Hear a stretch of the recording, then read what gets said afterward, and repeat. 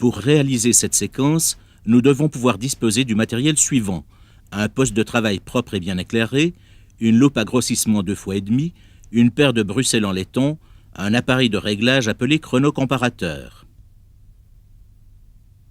Quel que soit le type et la marque de l'appareil, il est toujours composé d'un micro équipé d'une pince fixe et d'une pince mobile sur lequel vient se poser le mouvement.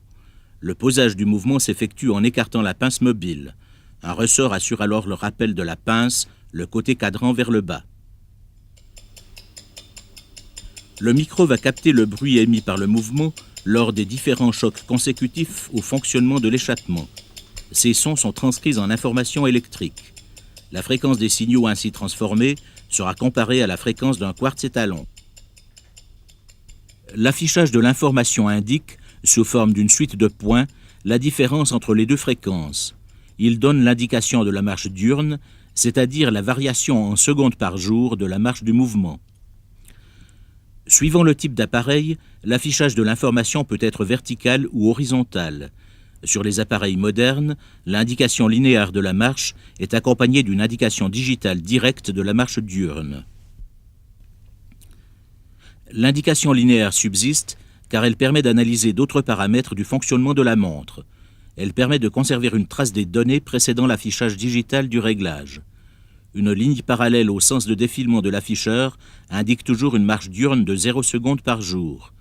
Si la ligne oblique vers le haut, l'appareil nous indique une fréquence des oscillations du balancier spiral plus rapide, soit de l'avance. Si la ligne oblique vers le bas, l'appareil nous indique une fréquence des oscillations du balancier spiral moins rapide, soit du retard. L'autre indication directement exploitable, grâce à l'affichage linéaire, est l'écartement du repère. Cette indication indique l'écart angulaire de l'ellipse de balancier par rapport à la ligne des centres axe de balancier, axe de l'encre. Cette indication est fournie sous la forme d'une double ligne parallèle. Plus l'écart entre les deux lignes est important, plus l'écart angulaire de l'ellipse avec la ligne des centres est grand. Réglage de la fréquence d'oscillation du balancier spiral. Le pont de balancier est équipé de 2 raquettes mobiles, la raquette porte-piton et la raquette régleuse. La fréquence d'oscillation du balancier spiral dépend de la longueur active du spiral, c'est-à-dire la longueur du spiral depuis son point d'attache au centre et le point de contact du spiral contre les goupilles de la raquette régleuse. Plus cette longueur sera grande, plus la montre retardera, et inversement, plus la longueur sera courte, plus la fréquence du balancier spiral sera élevée et donnera de l'avance. Le réglage de la montre s'effectue en priorité par la marche horizontale, cadrant vers le bas. Tout d'abord, nous devons nous appliquer à affiner la position au repère de la montre. Il suffit de faire pivoter la raquette porte-piton. Une fois le réglage du repère obtenu, nous allons nous attacher au réglage de la marche diurne.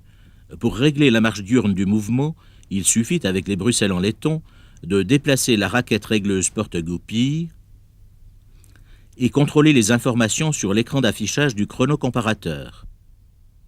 Une montre est parfaitement réglée lorsque la marche diurne dans 6 positions entre dans les tolérances fixées. Cette marche est contrôlée, la montre remontée à fond et après 24 heures de marche.